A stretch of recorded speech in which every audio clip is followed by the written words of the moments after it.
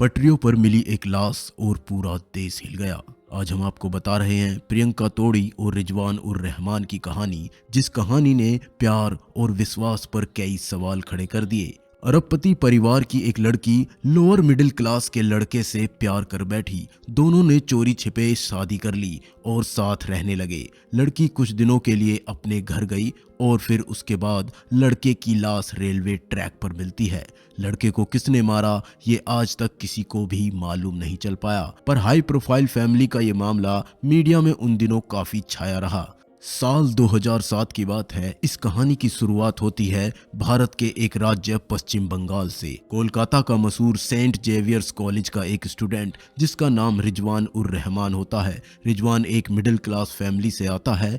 शुरुआती पढ़ाई पूरी करने के बाद रिजवान ने कंप्यूटर में ग्राफिक डिजाइनिंग का कोर्स किया था। कोर्स पूरा करने के बाद वो एक प्राइवेट इंस्टीट्यूट में कंप्यूटर ग्राफिक्स की कोचिंग देने लगता है। कोचिंग में पढ़ने आने वालों में 23 साल की वो लड़की भी थी, जो बाद में उसकी जिंदगी में मोहब्बत बनकर आई और उसकी मौत का कारण भी बन गई। कोचिंग में पढ़ने के दौरान प्रियंका तोड़ी रिजवान से प्यार करने लगी और रिजवान भी प्रियंका को पसंद करने लगा। प्रियंका की उम्र 23 साल थी, जबकि रिजवान 27 साल का था। उम्र का फासला कम होने के कारण दोनों एक दूसरे के प्यार में पड़ गए। हालांकि दोनों जानते थे कि दोनों परिवारों के बीच एक बड़ा फासला है। प्रियंका एक हिंदू परिवार से आती थी और कोलकाता के बड़े बिजनेसमैन लक्स इंडस्ट्रीज के मालिक की बेटी थी, जबकि रिजवान उर रहमान एक साधारण मुस्लिम परिवार का बेटा, जिसका परिवार कोलकाता के एक चौल में रहता था। दोनों को पता था कि घरवाले उनके रिश्ते और शादी के लिए कभी नहीं मानेंगे, लेकिन दोनों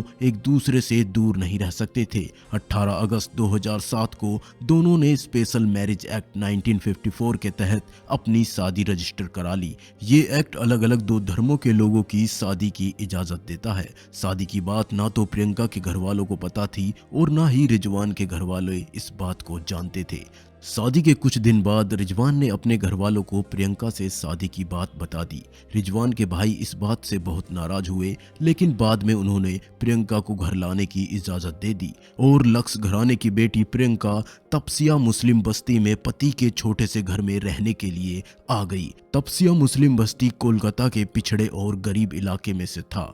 प्रियंका के घर वालों को बेटी के दूसरे धर्म के लड़के से शादी करने की बात पता चलती है तो उन्हें इस बात पर यकीन नहीं हुआ। प्रियंका के पिता और मामा बेटी को वापस बुलाने के लिए तपसिया मुस्लिम बस्ती पहुंचते हैं। उन्होंने प्रियंका से साथ चलने को कहा, लेकिन वो रिजवान के प्यार में इस कदर डूब चुकी थी कि महलों में रहने वाली प्रियंका ने रिजवान के छोटे से घर में रहना ही ठीक समझा।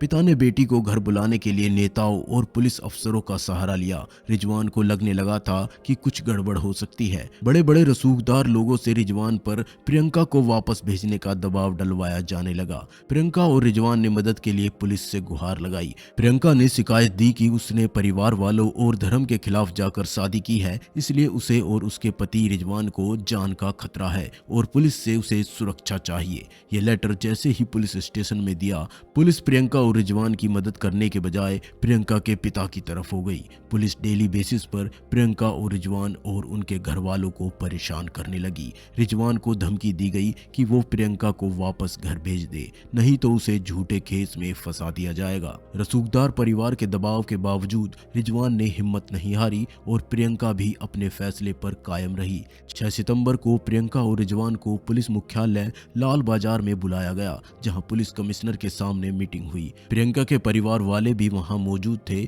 उन्होंने रिजवान पर घर से फोन और दूसरा सामान चुराने और बेटी को जबरन घर में रखने का आरोप लगाया। प्रियंका के मामा ने प्रियंका से उसके मम्मी पापा के बीमार होने की बात कही और उसे 1 हफ्ते के लिए घर चलने को कहा। रिजवान इस बात के लिए तैयार नहीं था, पर मामा की बात सुनकर प्रियंका नरम पड़ गई।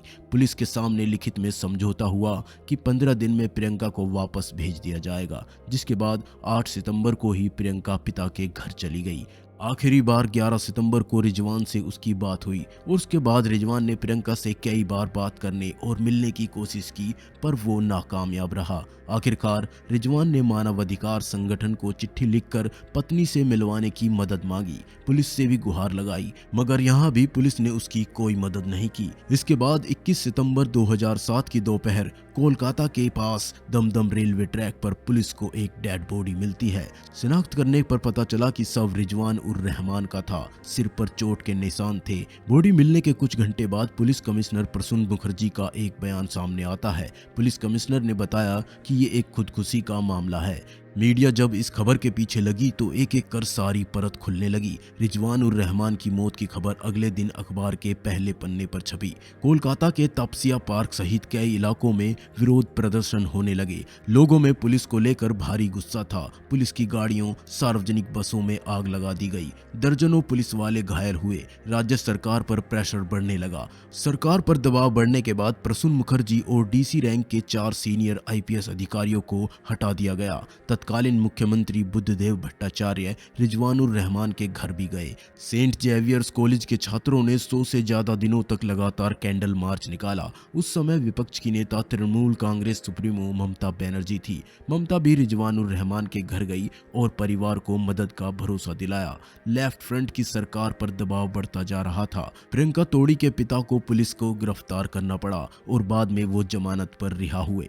रिजवान उर रहमान की मौत के बाद प्रियंका ससुराल नहीं लौटी। रिजवान की मां किस्वर जहां के पास उनकी ओर से एक चिट्ठी आई जिसमें लिखा था कि वो सदमे में है और पिता के घर पर ही रहना चाहती हैं। उसकी साड़ी, ग्रीटिंग कार्ड्स, डायरी और बाकी डॉक्यूमेंट्स वापस लौटा दिए जाएं। प्रियंका के इस लेटर का जवाब किस्वर जहां ने वकील के जरिए दिया जिसमें कहा गया कि ये जले पर नमक छिड़कने जैसा है। आपके पिता की साजिश के कारण मैंने अपना बेटा खोया है। मामले की जांच सीबीआई को सौंप दी गई और सीबीआई जांच में रिजवान उर रहमान की मौत को खुदकुशी ही बताया गया। रिजवान की मौत के कुछ दिनों बाद तक प्रियंका खामोश रही। सीबीआई के रिजवान उर रहमान की मौत को खुदकुशी बताने के बाद सुप्रीम कोर्ट में केस की फिर से तफ्तीश की अर्जी डाली गई, पर अदालत ने ये मांग खारिज कर दी। खुदकुशी के लिए उकसाने का मामला अभी भी विचाराधीन है। प्रियंका उस घटना के बाद विदेश चली गई।